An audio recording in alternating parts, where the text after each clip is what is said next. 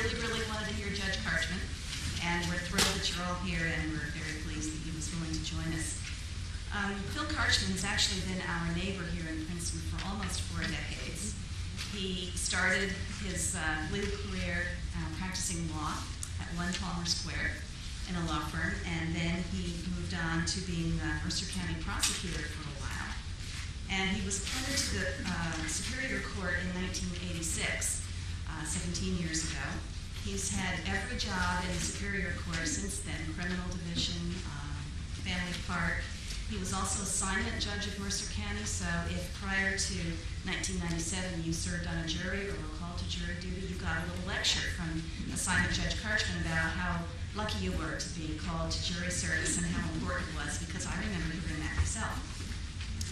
He was elevated to the appellate division in 1997, and he serves with great distinction there.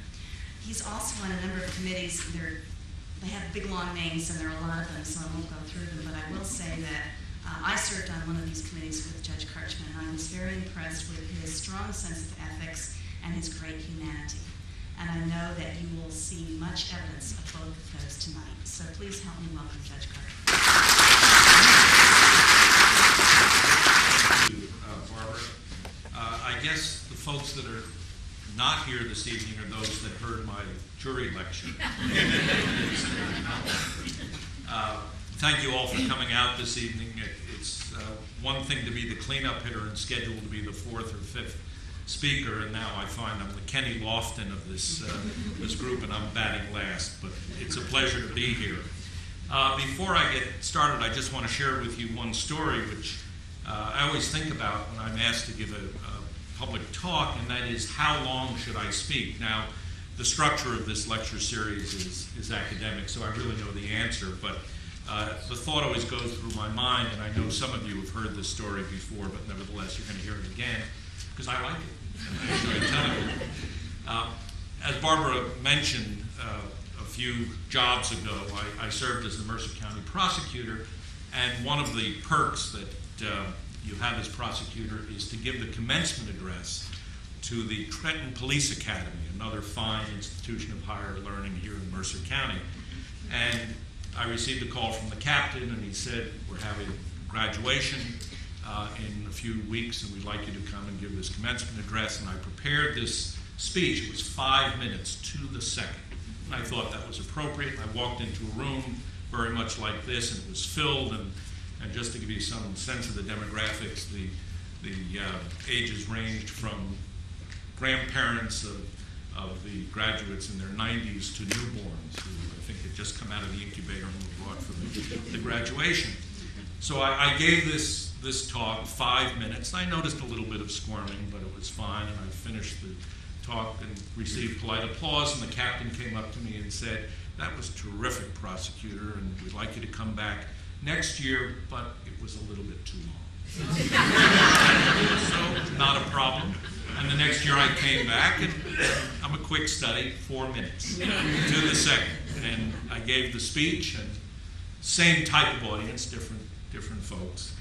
And the captain came up to me and said, prosecutor, that was a wonderful speech. It was just a little bit too long. So next year, but we want you to come back next year. And I came back the next year, and I gave this 3-minute speech. Now, for those of you who don't know this, the term of a prosecutor is 5 years, so this won't go on. So I gave this 3-minute speech. Captain came up and said, you're getting there, but it's still a little bit too long.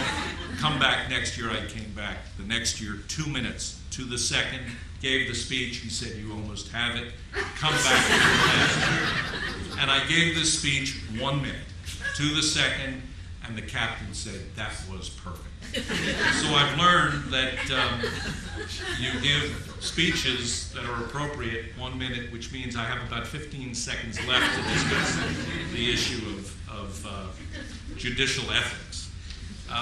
The second issue confronting a speaker after you get past the timing is whether the subject matter is truly relevant to the general public.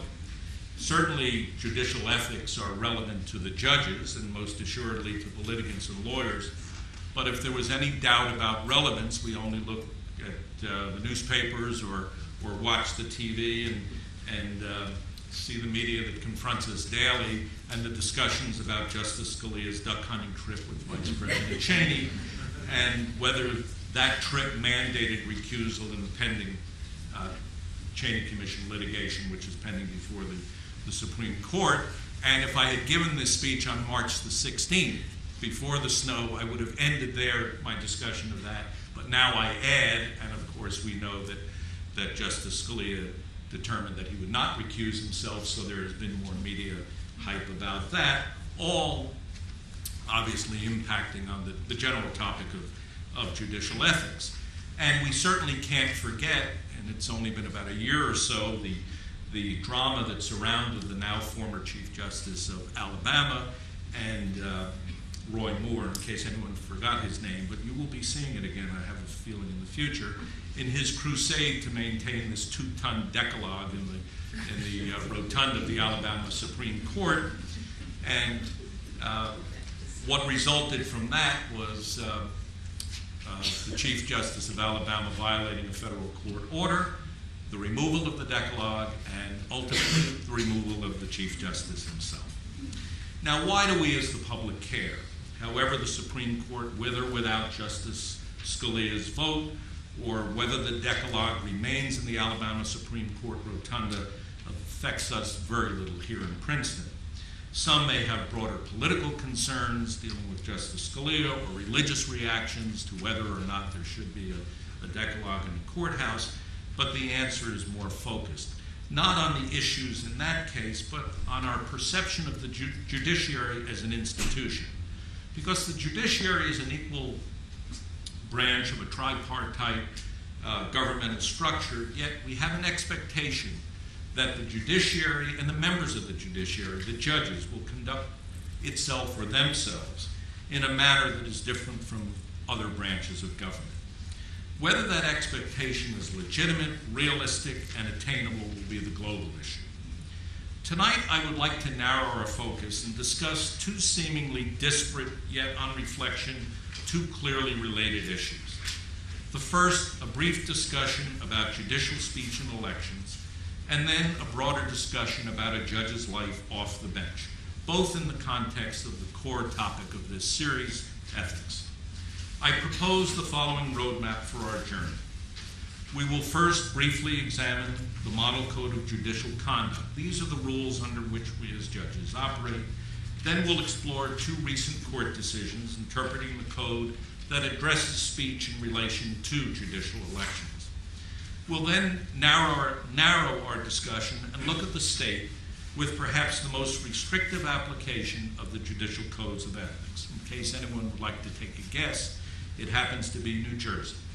And we'll focus on what we call, as I mentioned earlier, extrajudicial restrictions, that is, to characterize a judge's conduct off the bench.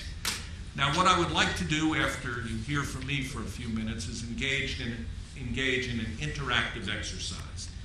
After you've heard a bit from me, I would ask you collectively, and it's not going to be something you're going to be marked on, and we're in a classroom, but I would like to ask you collectively to be the ethical advisors to inquiring judges regarding their extrajudicial conduct. If any of you are still on carbs and have had one of those heavy meals and your eyes are drooping, rest now, because I'm going to need you in a few minutes when we start this exercise. And finally, as time permits, we'll explore some of the hot button issues that are presently on the table in the area of judicial ethics, and we're going to do all of this in about 15 seconds. We start with the basics. We'll be examining, as I say, the Code of Judicial Conduct, comprised of canons that, as the title implies, governs the conduct of both judges on and off the bench. As we begin to explore these issues, I suggest to you that there is a defining distinction between the application of judicial ethics and many of the ethical considerations that have been addressed in the past 7 weeks or 6 weeks in this series of lecture. Simply stated, the ethical considerations that apply to judges not only regulate our conduct on the bench, but our conduct off the bench, impacting on every facet of our public and private lives. For example, my presence here tonight the nature of my remarks, my conduct in the entry hall as I come in and greet people or not greet people, the nature and quality of my short drive home, especially if I've had a nightcap before I drive home, how I treat my spouse, how I deal with my bank account, my investments, my friends, my social relationships, my recreational activities. I'm not a duck hunter, but obviously it may be relevant. All are encompassed in some aspect of the code. Everything that I do, both on and off the bench, may be scrutinized and examined within the realm of judicial ethics. And as I said just a moment ago, I think that is a defining difference when you deal with medical ethics or you deal with educational ethics. I am bound by this code of ethics in every facet of my life, day in and day out. Professor Stephen Libet of Northwestern University Law School, who's a prolific writer on legal and judicial ethics and a recent commentator on Justice Scalia, frames the issue for us this way. In a recent article, this is what he wrote, and I'd like to quote it for you. The term judicial ethics immediately evokes its opposite image. Black-robed figures receiving under-the-table payoffs from shady lawyers or crooked litigants. While it is true that corrupt judging represents the greatest possible threat to the integrity of the legal system, bribery and extortion do not present particularly difficult issues of judicial ethics. It is wrong, unethical, and criminal for judges to solicit or accept favors in return for their decisions. Dishonest judges should be tried and punished. There is no need for extended debate on the appropriateness of disciplining judges who allow themselves to be bought or sold. The truly complex questions in judicial ethics arise in the realm of private conduct. To what extent should or may judges be subject to discipline for activities that do not involve dishonesty or conflict of interest? The Code of Judicial Conduct places restrictions and, in some cases, prohibitions on judges' business, civic, and charitable activities, as well as on aspects of their personal lives. Sitting judges can and have been disciplined for such honest conduct as moonlighting as a construction laborer, not something that I'm going to be dragged into, raising funds for a religious organization, and attending a lecture by a controversial speaker. In some cases, of course, non-official conduct has direct implications upon the judging process.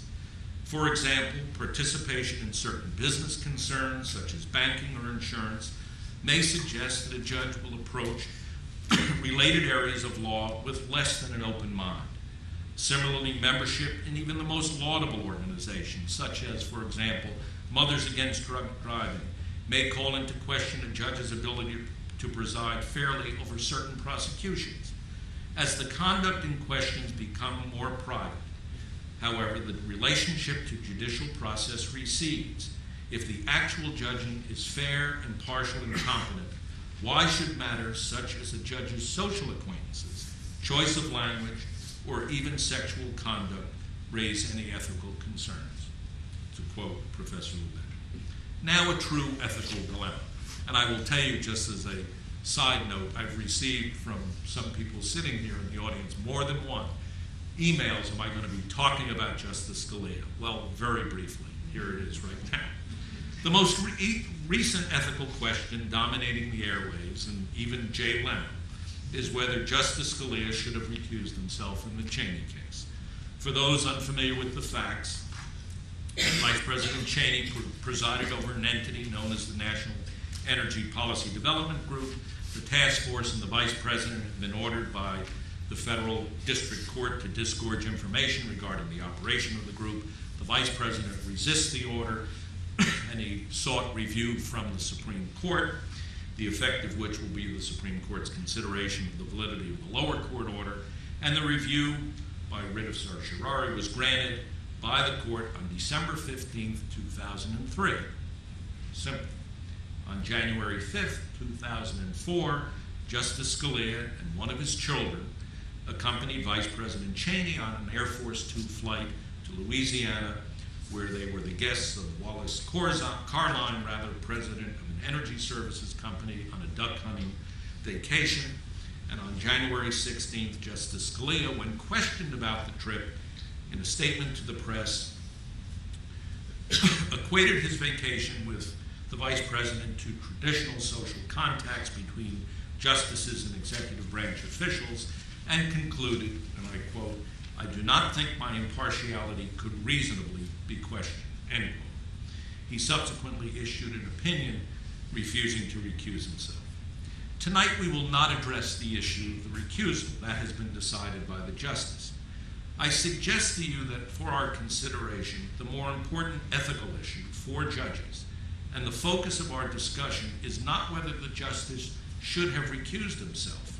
That issue has been determined without recourse or appeal, but whether a judge generically, and I don't want to beat up on Justice Scalia, should have taken the trip in the first place. We start our journey with a brief look at why we have a code of ethics. Common understanding is that such a framework of conduct is necessary to preserve judicial independence, integrity, and respect. Dean Howard Markey, another noted ethicist of the John Marshall Law School, addressed the issue in more concrete terms. Here's what he said. Public confidence in the judiciary is the source of a judge's power. Public confidence, in turn, rests on respect. But respect does not come with the territory, with the titles judge or your honor, or with the robe or with the bench. Those are but symbols, important symbols, but symbols only. They are loaned to the judge while he or she holds the office they symbolize. They are not substitutes. Respect cannot be merely conned or ordered or bought or assumed, nor can respect for long be simply granted. Respect must be and can only be earned, and only the ethical can earn respect. No institution, judicial or otherwise, has ethics. Only people have ethics. People who are judges cannot take refuge in the knowledge that they do nothing wrong. They are part of an institution. When one judge does wrong, this reflects on the institution and ultimately on the public's perception of the integrity of each individual judge. Compliance with a high standard of judicial ethics is the primary element in the pursuit of a judiciary seen by the public as worthy of its confidence. To meet that standard, every judge must always remember that ethics and the appearance of ethics, like justice and the appearance of justice, are inseparable. The requirement is for a constant pervading realization that each judge must not only be ethical, but must appear to be ethical, not only on the bench, but off, not only as a judge, but as a person. For it is not the judge's perception that counts, nor the judge's confidence in their own ethical rectitude, not even the judge's own sense of logic. In building and maintaining the image of the judiciary, it is the reasonable perception of the people that counts, and that is all that counts. We now move on to the code. The code came into being as the Canon of Judicial Ethics, promulgated in 1924 by a committee of the American Bar Association. The canons were revised 48 years later in 1972 and adopted with some modification by 42 states, the District of Columbia, and the Federal Judicial Conference. The code was again revised in 1990 and is now the subject of yet another proposed revision, and public hearings are going on as we speak, addressing the changing needs of the judiciary and the adaptation of the code to these needs. The model code consists of 5 canons, and the canons are only 5 sentences long, but we're lawyers, and there are lots of subparts. And I've provided for you in the handout readings, you'll find websites that will bring you right into the canons, and you can sit, and if one evening you're finding difficulty sleeping, just click onto that website. When you get to the subparts, boom, no problem. Let me read to you the canons. As I say, they're 5 sentences. They're very simple. 1, a judge shall uphold the integrity and independence of the judiciary. 2, a judge shall avoid impropriety and the appearance of impropriety in all the judge's activities. 3, a judge shall perform the duties of judicial office impartially and diligently. 4, a judge shall so conduct the judge's extrajudicial activities as to minimize the risk of conflict with judicial obligations. And 5, A judge or judicial candidate shall refrain from inappropriate political activity. Now, I'm not going to let you off that easy by saying there are subparts, because I have to tell you about a few of the subparts. And as I say, that's really where the substance is. The devil is in the detail. Let me read very briefly a few of the subparts. A judge should refrain from financial and business dealings that tend to reflect adversely on a judge's impartiality, interfere with the proper performance of judicial duties, exploit the judicial position, or involve the judge in transaction with lawyers or persons likely to come before the court on which the judge serves. A judge should manage his or her investments and other financial interests to minimize the number of cases in which the judge is disqualified. A judge or a member of the judge's family residing in the same household may accept ordinary social hospitality, a gift, bequest, favor, or loan from a lending institution in its regular course of business on the same terms generally available to persons who are not judges, or a scholarship or fellowship awarded on the same terms applied to other applicants. And lastly, a judge or member of the judge's family may accept any other gift, bequest, favor, loan if the donor is not a party or other person whose interests have come or are likely to come before the judge. You're not going to get the specific details saying you can't do A, B, C, and D, but again, it provides a framework. Let's briefly examine Canon 5, the political canon. And I will just tell you that 42 states have some or all of their judges elected. New Jersey is one of 8 states that only appoints judges, something, and I don't want to editorialize, but something you should be very proud of. We'll talk about that in another lecture. While we're talking about Canon 5 and the Model Code, and I have to distinguish between Canon 5 and the Model Code and the appropriate canon in New Jersey, which I will talk about in a few minutes, which prohibits any political activity. Canon 5 has provoked certainly the most important, if not controversial, ethics decision in the 21st century, attempting to reconcile judicial ethics and the United States Constitution. And once you start talking about the United States Constitution and how a judge must or may act, you start to get into that realm of private activity. The case that I want to deal with very briefly is Republican Party of Minnesota versus White. In that case, a judicial candidate challenged a portion of the Minnesota Code that precluded judicial candidates from announcing their position on issues. Examples of such issue announcement that may occur during a judicial campaign might be, I think that drunk drivers are too lightly dealt with by the courts, or I think that there should be stricter enforcement of laws regarding lying to law enforcement officers about the sale of stock based on insider information, an absurd scenario. Or I question the constitutionality of A, abortion, or B, gay marriages, or C, the right to privacy. And you can imagine a judicial candidate running for election as a judge standing up and announcing his or her position on these political issues. This was the issue before the Supreme Court in Minnesota versus White. The Supreme Court, in a 5-4 decision, declared the canons prohibiting such speech to be unconstitutional. They based it on the First Amendment. To summarize, the court reasoned in its opinion that 1, it is impossible to find a judge with no preconceptions of the law. 2, the public needs more information about persons running for judicial office. And 3, judicial elections are the same as legislative or executive elections. I will not provide an extensive discussion about the reasoning of the majority of the dissents. The dissents in some asserted that it is necessary to protect the independence and integrity of the judiciary to restrict such speech. Obviously, a litigant appearing before a newly elected judge who has made an issue-oriented speech during the campaign, contrary to that litigant's position in the case now before the court, might well be concerned about the judge's potential bias.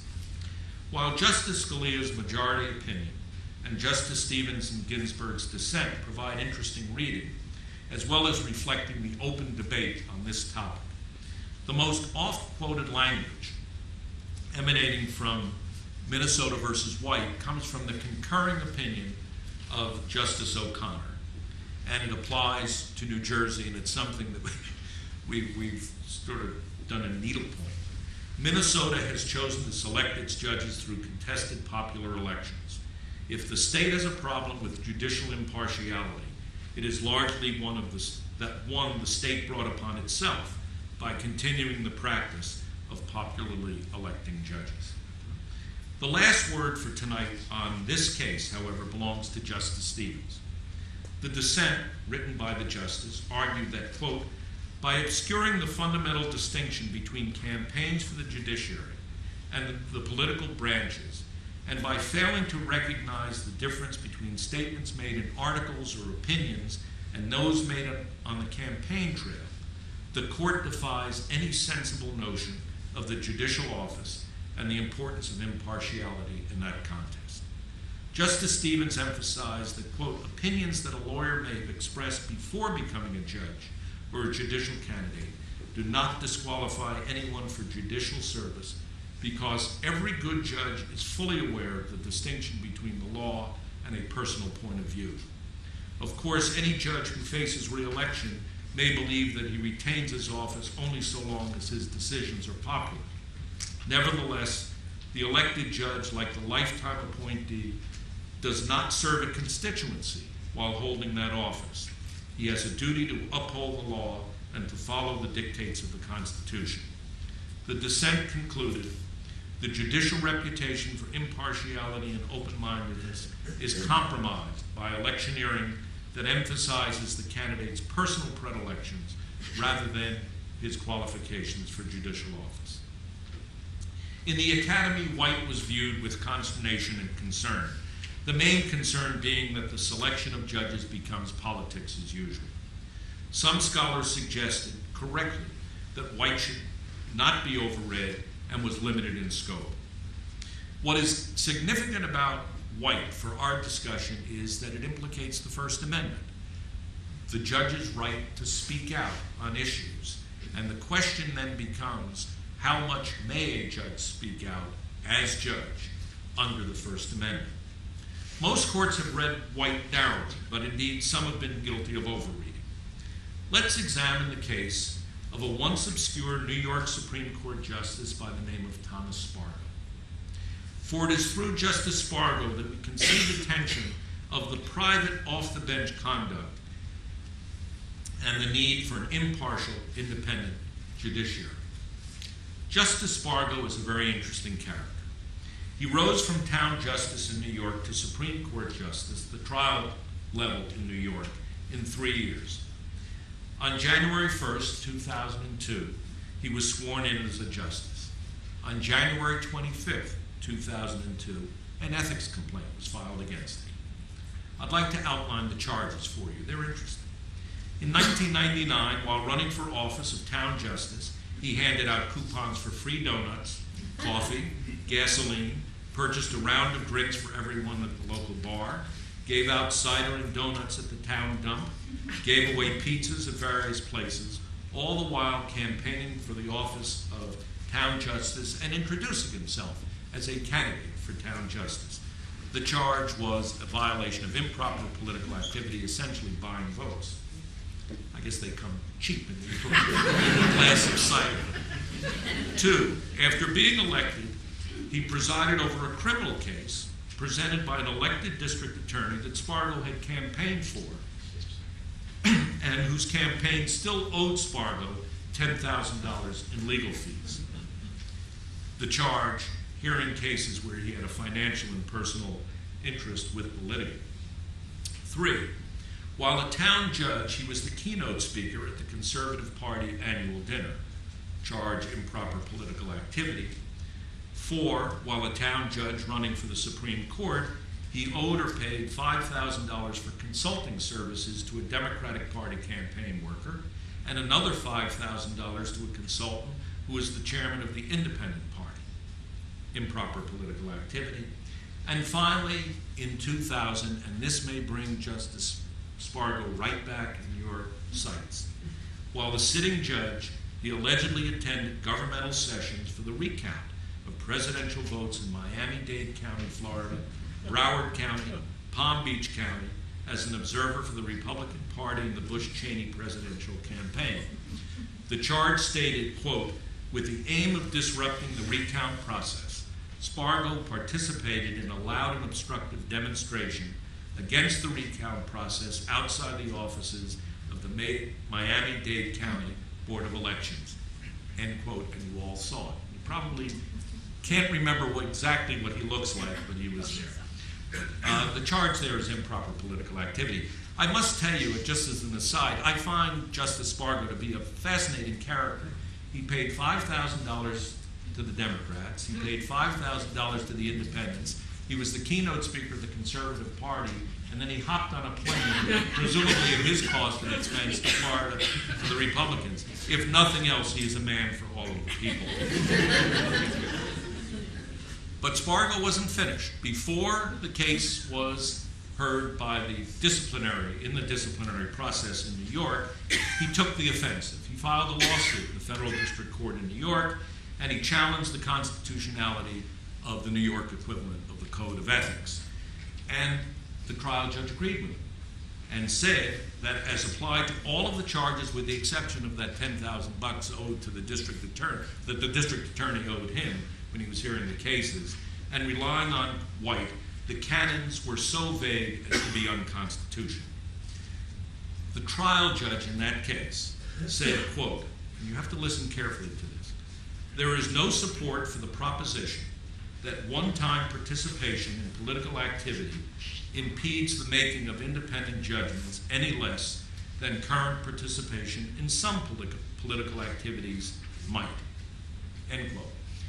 The reason I say you have to listen to it carefully, when I read this, I read the case, and I read the decision, and I read this particular paragraph, and I was struck by the language the judge used, and I immediately went to a New Jersey case.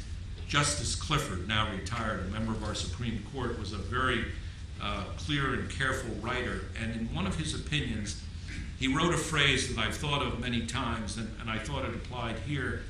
And he said, quote, "If lawyers and judges would learn to talk the way regular folks do, we would avoid a good many problems." I have no idea what this judge was talking about. The decision was received not only by me, but by scholars and other more prominent judges with head shaking and horror. The judge clearly overread White. For those who may disagree with the determination in the Spargo case, you need not fret. Spargo was overruled by the Second Circuit Court of Appeals a few months ago, but not on the merits of the case. What the Second Circuit said was, look, we shouldn't be determining whether it's unconstitutional or not. Let it go through the disciplinary process, and the New York courts will determine whether their own canons are constitutional or otherwise. And I will just tell you now that the case is proceeding through the disciplinary process, and we still may hear more about Justice Spargo in the future. I present the White and Spargo cases to you because they raise issues that are relevant to our next inquiry, the extrajudicial activities of judges. Even discounting the fact that Justice Spargo was involved in the political process, his case raises profound issues to what he as a judge, or what anyone as a judge, may do off the bench. All of his activities, with the exception of hearing the case involving the district attorney, and that case and that particular incident was not subject to a claim of unconstitutionality, were activities that he was engaged in, not wearing robes, not sitting on a bench, not holding a gavel or any of the other indicia of office. They were all done while he was acting as a private citizen, albeit in some cases in the political process. Our model jurisdiction for our inquiry about extrajudicial conduct is New Jersey. And I mentioned to you earlier that New Jersey represents probably the most restrictive state in terms of ethical limitations on judges. First, Canon 5, which in 42 states applies because the judges are elected. In New Jersey, under Canon 7, and I'll tell you why in a second, bars any political activity by judges, and any political activity at all. And the reasons are obvious. In a state where you don't elect judges, there is really no reason to engage in political activity. In New Jersey, at every level, from municipal court to the Supreme Court, all of our judges are appointed. The same system with the, we'll forget about the municipal court for a moment, but Superior Court and Supreme Court, the analog to the federal system, appointed by the governor with the advice and consent of the Senate. And just as a little footnote, what is unique to New Jersey and is not relevant to any of the other 49 states, and certainly not to the federal judiciary, half of the judges in New Jersey must be Republicans, half must be Democrats, by tradition. We are the only state in the union that applies that. And just think for a moment, if some of the issues that are percolating in the federal appointment process, which you read about every day, would still be relevant if that system were in place. That's a footnote. It has nothing to do with anything that I'm talking about tonight. The modern New Jersey system, and the reason why New Jersey is so restrictive is really not a function of having no elections, but the modern New Jersey system resulted from the 1947 Constitution. We are a relatively young modern system, and revamped an outmoded, scattered, and disreputable. I had the word somewhat, but I just eliminated it. A disreputable judicial system pre-1947, substituting in its place a streamlined modern system with strong centralized control in the Chief Justice and the Supreme Court. And the adoption of the model code in New Jersey, by New Jersey rather, reflected the commitment to a judiciary that would really be beyond reproach and has resulted in what I've characterized in the strict interpretation of the code. Let's look at two differences between the model code and the New Jersey code. As I read to you earlier, there are 5 canons in the model code. New Jersey actually contains 2 canons, and the 2 not found in the model code, which are in New Jersey, is Canon 6, which prohibits judges from receiving any compensation for quasi-judicial or extrajudicial activities. That means that a judge authorized to perform weddings cannot receive payment for performing weddings. A judge can't receive a payment for speaking at an adult school lecture, for teaching. And I contrast this with the United States Supreme Court, where one of the sources of income for the Supreme Court justices is doing their summer gigs in Europe and in law schools throughout the country, where they receive honorarium and rather substantial payments. And the other canon, now Canon 7, is that a judge shall refrain from political activity, any political activity.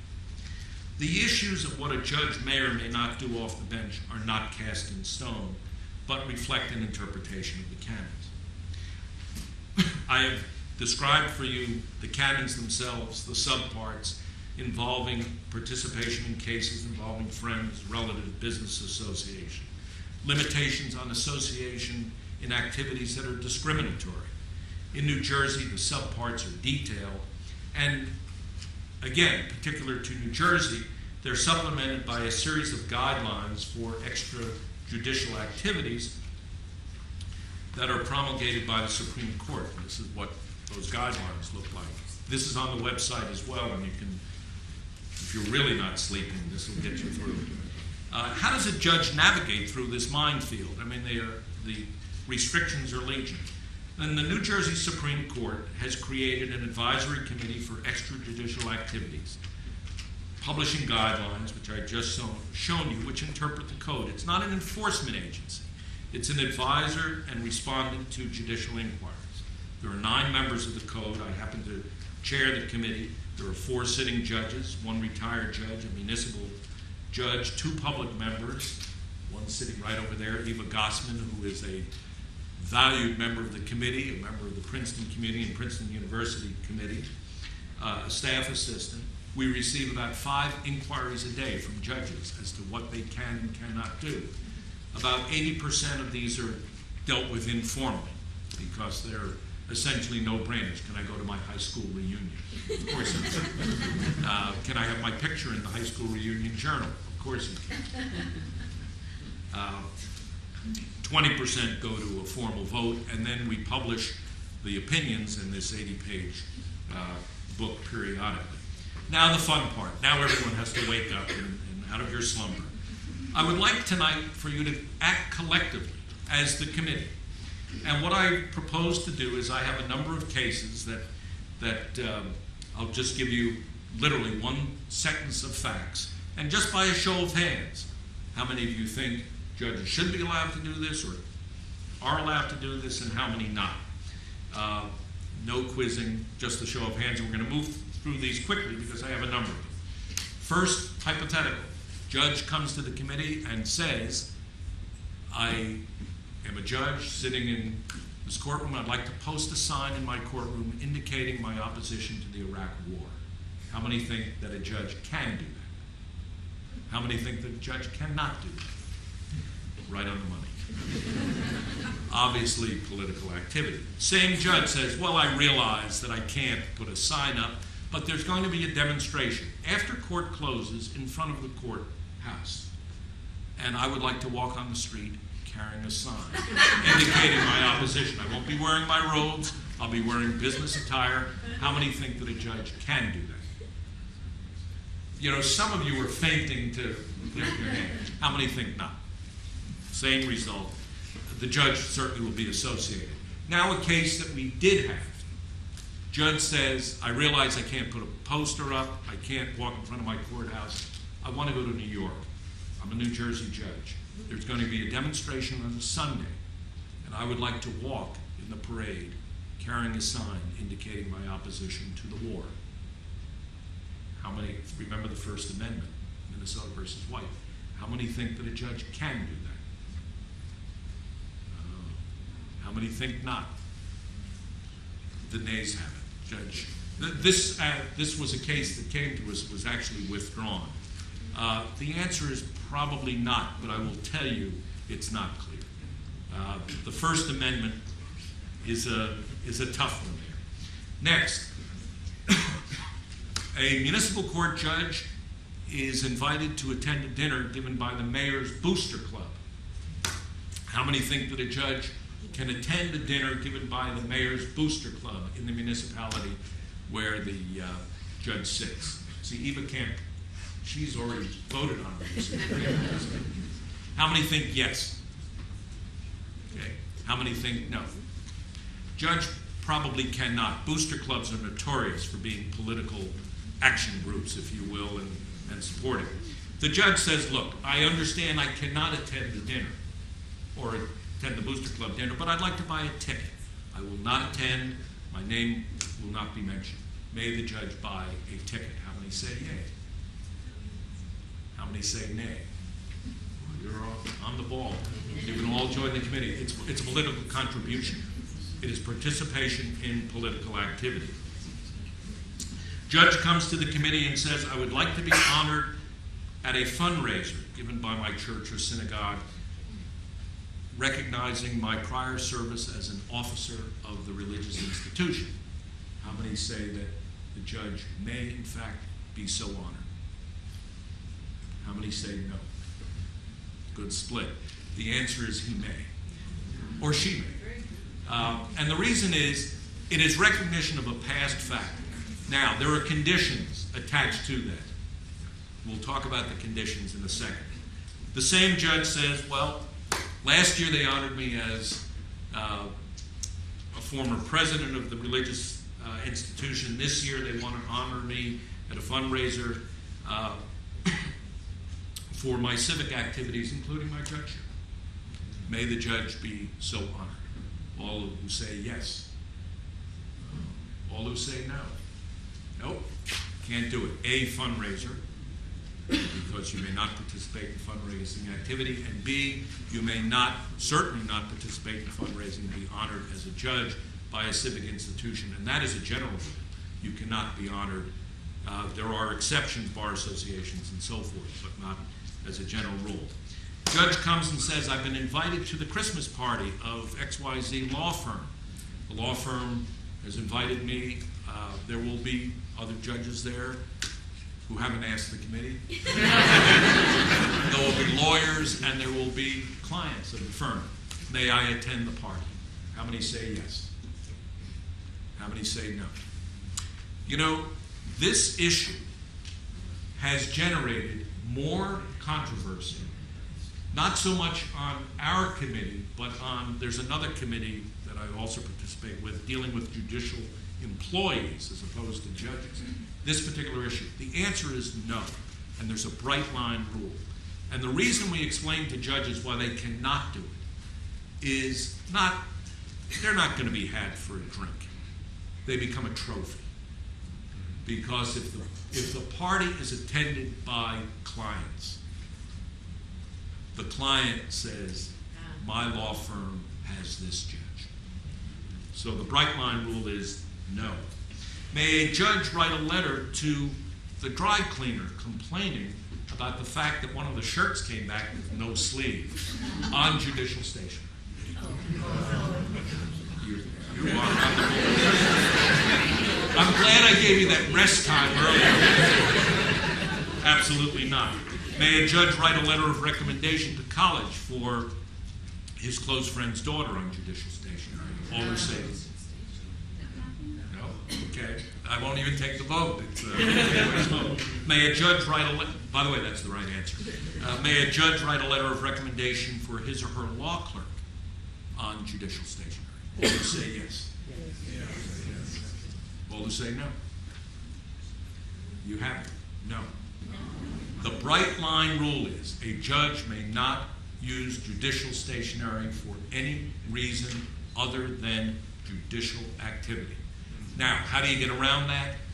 We advise judges, write a letter on your personal stationery. You can certainly indicate your relationship to the individual and how you know this particular individual, identifying yourself as the judge and the law clerk. You may not use your official letter. May a judge act as I won't do it like Jeopardy where I have to frame it. May a judge act as a judge of a school essay contest? Real case. Yes? Yes. No? Anyone say no? The answer is yes. He may. May a judge be an officer of the Boy Scouts? All who say yes? Let's take a hand vote on this. Not that I want to put anyone on the spot. You all know what the ripple is in this one. May a judge be an officer of the Boy Scouts? Yes? No? We've had, I guess, 2 or 3 cases that have come to us. They have all been withdrawn. This is a struggle, this particular one. The answer is not yet defined. The United States Supreme Court has talked about association and the right of association. The New Jersey Supreme Court has decided this case, the Dale case, actually reversed by the United States Supreme Court, and talks about discrimination. It's not a question of whether the Boy Scouts may choose to discriminate, small d, but whether a judge may participate in that activity, given that fact. May a judge attend a charity fundraising event? All who say yes.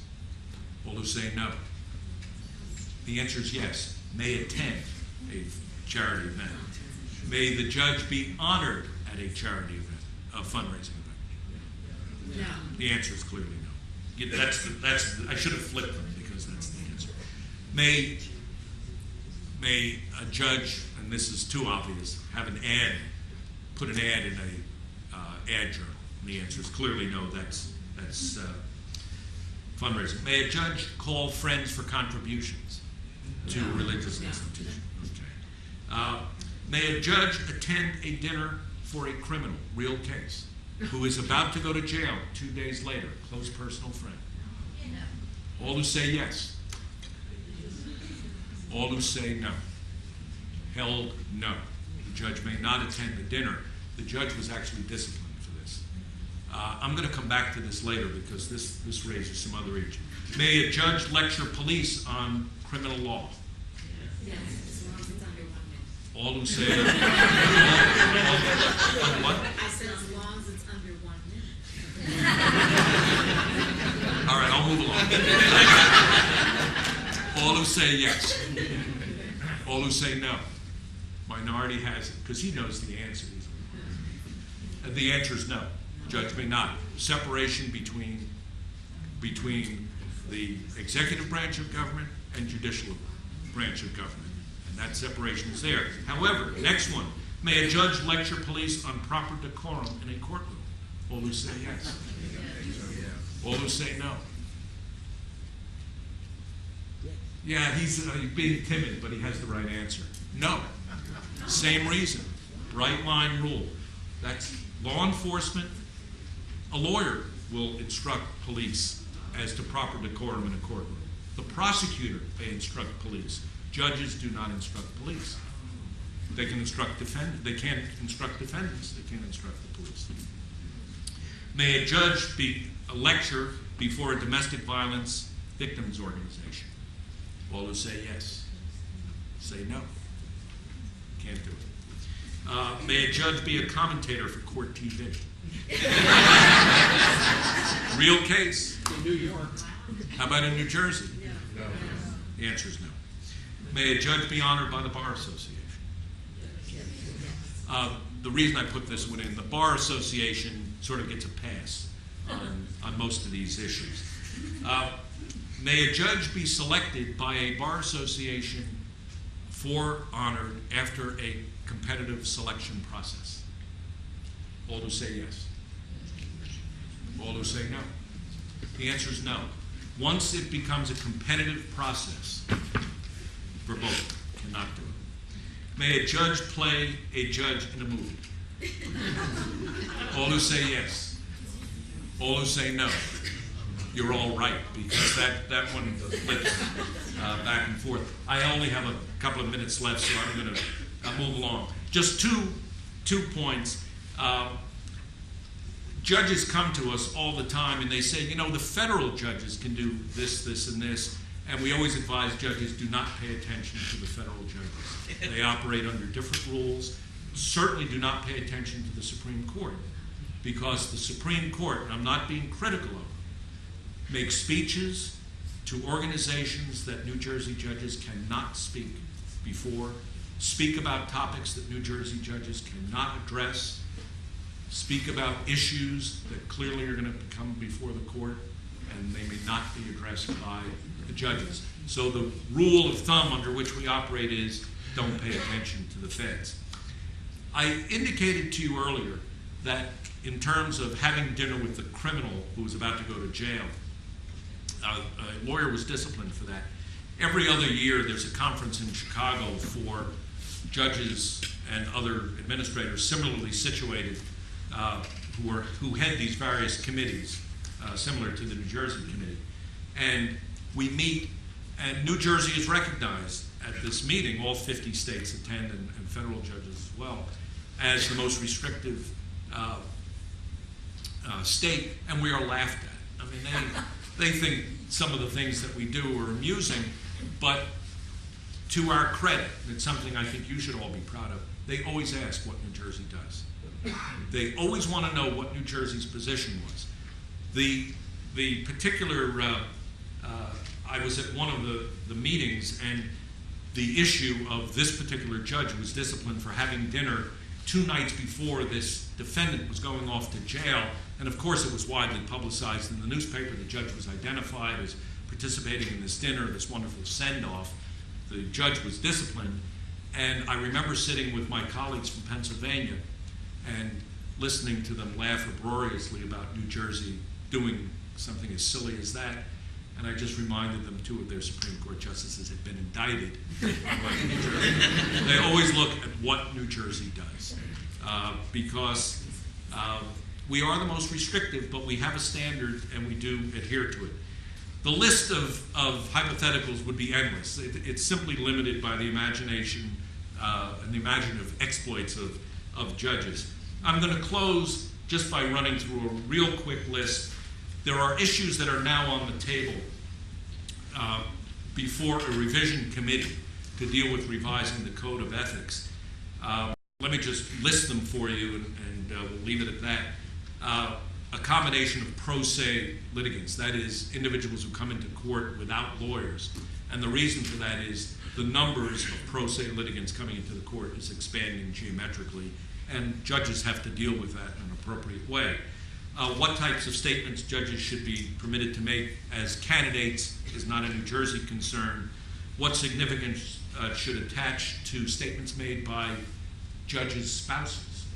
This issue percolated when Supreme Court Justice Thomas's wife issued an op-ed piece that was published in the New York Times the day the Supreme Court was considering the issue that she addressed in the op-ed piece. She took a very strong position. She is an employee of the Republican Party, Republican National Committee. She took a very strong position. It was noted.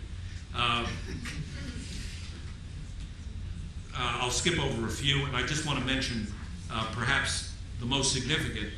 The Code of Ethics as applied to lawyers has eliminated the phrase appearance of impropriety as one of the standards. That still remains in the Judicial Code. What is being addressed now is whether the Judicial Code should retain that standard, appearance of impropriety. It is very controversial. I'll go out on a limb. I think it's going to stay in the Code of Judicial Conduct. It has been eliminated from the other code. In a year when we all meet again, and you'll say, I was right or I was wrong. I could speak for days on this subject, but my time is long up. My 15 seconds is long up. I'd like to leave a couple of minutes for questions that you may have, but this wraps up, I think, the entire lecture series. So don't come back here next week. In the case of the wife or the spouse, whoever, the rule is that the spouse shouldn't do it, and the spouse says, you can't restrict me, I'm going to do it, to hell with you. Who are you going to penalize? There's actually a case in New Jersey on that, in Ray Galvin. The judge's wife wanted to run for elective office, and the Chief Justice, then Chief Justice Hughes from Princeton, wrote expansively on that issue and said we really can't control the spouse. Now, what he did talk about was the fact that a sitting judge must be careful if the spouse is going to be involved in political activity. It can't be in the judge's house. It can't be using judge's common property with the spouse. The judge cannot lend his office or property to the advancement of his wife's political interests. So it's a very delicate issue. Common property, her house? Their house. Their house. If it's her house, my half, this is his? it doesn't get split that way. It's their house. We're not going to talk about property law. Do you have any theory as to why New Jersey has the most restrictive judicial ethics code? I think it's a reaction to. Repeat the question, please. Oh, the question is, why does New Jersey have the most restrictive code?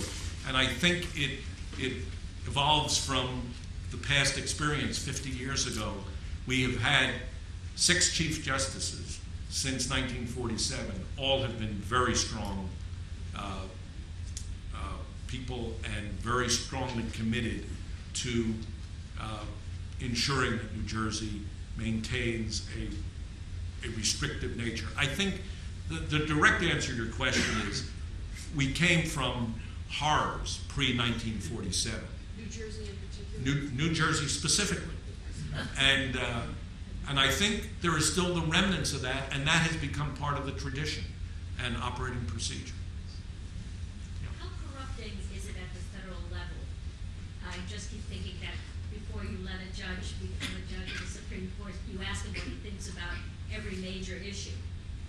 Do you feel that that is something that should be eliminated? Well, the Supreme Court nominees invariably will be prepped to say, I can't discuss that because it's coming before the court. And I think that's probably the right answer. And I think in Minnesota versus White, Justice Stevens in his dissent really talks to that. It's one thing for a judge to have an opinion that a judge may have written about. You know, some of the issues that are arising now with some of the nominees that are the controversial nominees are based on their prior writings and their prior expressions. We recognize that people have opinions. Every judge comes to the table with a set of standards, morals, background, whatever. There are going to be opinions built into all of us. But for a judge to be asked how he or she would rule on a matter which is pending before the court, which may be fact-sensitive, it's probably inappropriate. We would hope the senators wouldn't ask the question, but they do. Are the penalties for breaking the code laid out as clearly as the code is? No. No, the penalties for ethical violations really rest with in New Jersey, rest with the Supreme Court, and they can range from suspension to removal from office, and ultimately, if a judge violates not only the Code of Judicial Conduct, but the Code of Professional Responsibility, applying lawyers, they lose their ticket, and that has happened. Can you help me understand the idea that an elected judiciary should be responsible to the law and not to their constituency, and how that can allow any impartiality? I'm sorry. Give me the If question. you're an elected judge, Right. how can you expect to be responsible to the law rather than to the constituency on which your job depends? I don't understand. Your question is preaching to the converted. I am not an adherent of elected judges. Just to give you some idea of originally all states appointed judges. After Andrew Jackson, it was really the beginning of the populist notion that all officials, including judges, should respond to the public. I think it creates a problem, a very serious problem. I think that's what Justice O'Connor was talking to. If there's a problem, here's your answer, here's your solution. And also, who does the appointing? Is it the governor or the Supreme Court? In New Jersey, the governor appoints with the advice and consent of the Senate. Same model as the federal court. And it is a small p political process. There's no question about it. But our government is a political process. Yep. But the level that uses the consent of the Senate doesn't go all the way down to municipal judges. No, municipal judges are appointed by the municipality. Municipality. So the same crony politics can occur at a lower level. Pardon me? The crony politics can occur at that level. Absolutely. Yeah. I will tell you that the municipal court judges' terms are for 3 years. So there's. Will you repeat the question? The question is, can the same issue of, I'll characterize it as politics or cronyism, apply at the municipal court level, even with an appointed municipal court? And the answer is certainly it can. We hope that with appointed judges it rises above that. Yep. Would you comment on whether the judge might go to a private home having a dinner party for an individual who is about to be incarcerated, and whether he might invite that individual to his home for an informal dinner? This was at someone's home. It was not a big dinner in a club somewhere. It was a big dinner at someone's home. The problem for the judge is it was widely publicized. If my memory serves me correctly, the person about to be incarcerated was a well-known figure, so it is something that generated a lot of publicity. The judge showed up and rused the day that he did. Yep. I'm very intrigued by the idea that the First Amendment has entered into some of your discussion here about ethics. Of course, the Constitution is not the arbiter of ethics. It's an arbiter of our laws. But the reason I'm so intrigued by it is that the Supreme Court deals with our individual, personal rights of free speech, but not as a judge, if I can make that distinction. It seems to me that the code of ethics for a judge are not the same as the code of ethics that it might apply to me. There's a distinction here that I don't see. I agree with you. Yeah. I think it was Holmes, and I may be wrong, when confronted years ago with a police officer claiming certain rights, said anyone has a right, well, I'll use the analogy. Anyone has a First Amendment right to speak out on anything they'd care to. Not everyone has a right to be a judge. So there's your balance. But if you read Minnesota versus White, and it is in your materials, you can website it and read it, you will see that Justice Scalia, in his majority opinion, shades that a bit and talks about the public's right to know, et cetera, and it's troublesome. I like it less and less. As a result of this. No comment. Yeah. As a result of this very restrictive code of ethics, does New Jersey. Restrictive interpretation. Do we have better judges? I think so. I will tell you, present company excluded, New Jersey probably is recognized as one of the strongest judiciaries in the United States. Present company excluded. It is, and part of it is this restriction. The way we operate, the way it really starts at the top. Chief Justice Porras is a strong central figure, and the Supreme Court, the Chief Justice and the Supreme Court run this thing. It's a perfect trial, and all the power goes with the executive. We're getting a little off the subject, but I will tell you, if you remember in Pennsylvania, about a year or two ago, one of the judges was reassigned from criminal to civil work and refused to work and went, quote, on strike. In New Jersey, wouldn't be a problem. Pennsylvania does not have the same centralized control. We do.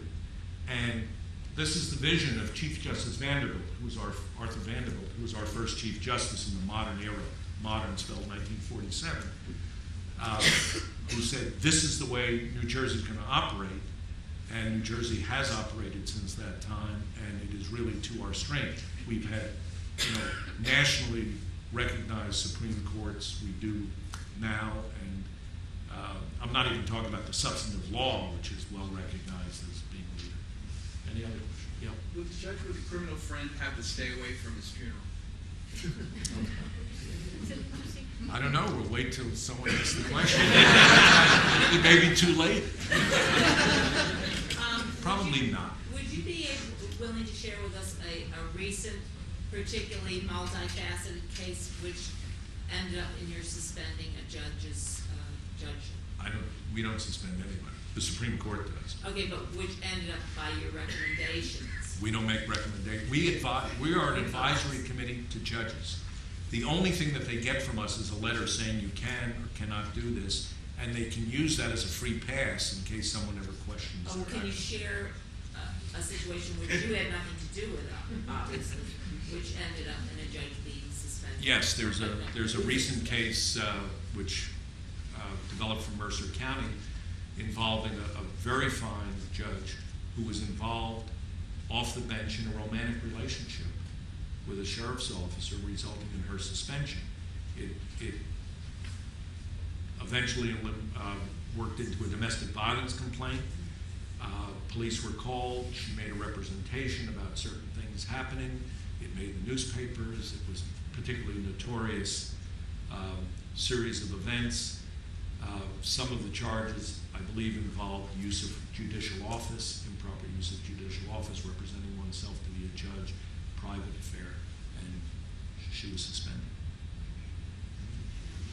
And that was actually, one other point, that was actually the first public hearing. All of our judicial disciplinary proceedings are now public, which is another innovation, which keeps us clean, squeaky clean. Okay, Yeah. last question, please. How did the rest of the country view the appointment of former Governor Whitman's Attorney General to the Supreme Court? The rest of the country? I have no idea. I have no idea. Just the appearance. I have to tell you that I don't think the rest of the country cared. To be honest with you, state courts are a little bit insular. I constantly get phone calls from people who say, "Oh, you know Judge so-and-so in Morrisville." I'm looking at Morrisville from my chambers. I don't know what goes on over there, except when they laugh at us for decisions that we've made. We can come back with a retort. But the answer is, I don't know. He has actually tendered his resignation. He's leaving the bench. And he's turned out to be an excellent justice of the court. So I don't know how the rest of the country reacts, or if they even know. Thank you.